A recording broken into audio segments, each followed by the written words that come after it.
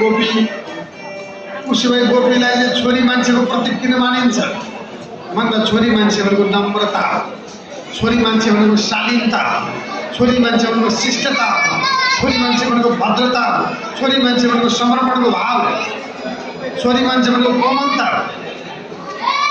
तपाईँको बोली कति कोमल छ, कति नम्र छ। हाम्रो बोली जति मसिनो बनाएर हुँदैन।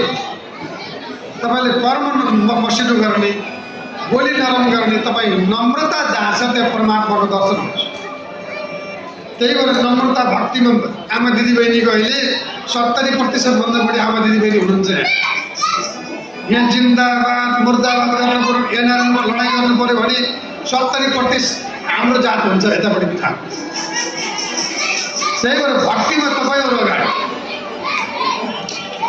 लडाइँ गर्नु पऱ्यो, आन्दोलन गर्नु पऱ्यो, कायद पालन गर्नु नेपालमा भने यतापट्टिको जात बढ्यो।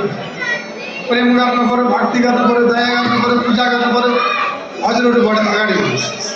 त्यही भएर यहाँ सबैलाई नमस्कार।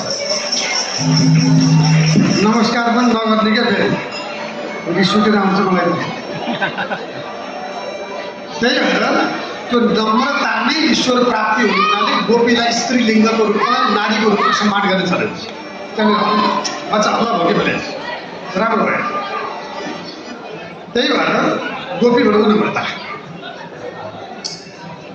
भागवतको 10औं स्कन्धको 10 अध्यायको 38 श्लोक एकपल्ट हेर्नुहोस् त, मलाई साह्रै मनपर्ने श्लोक।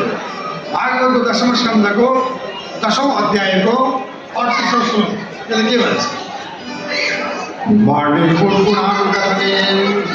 श्रवणं कथायां वास्तव चकर्मसु मनसे तब पादयोर्णयं समर्प्यां शिरस्तावनिनाश जगत् प्रणामे दृष्टि सतां दशदिस्व भवतनुनाम।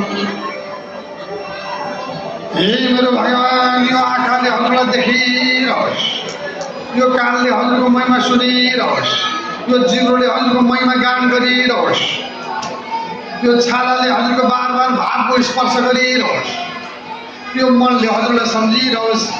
हरेक अङ्ग प्रत्येक जग्गा हिँड्दा पनि, खाँदा पनि, खेल्दा पनि, बोल्दा पनि, चल्दा पनि हजुरभन्दा भिन्न कहिल्यै पनि नहुँ। मेरो जीवनको अभिलाषा यही हो। जसले यो भावनाले कर्म गर्छ भने गोपी भनेको यही हो।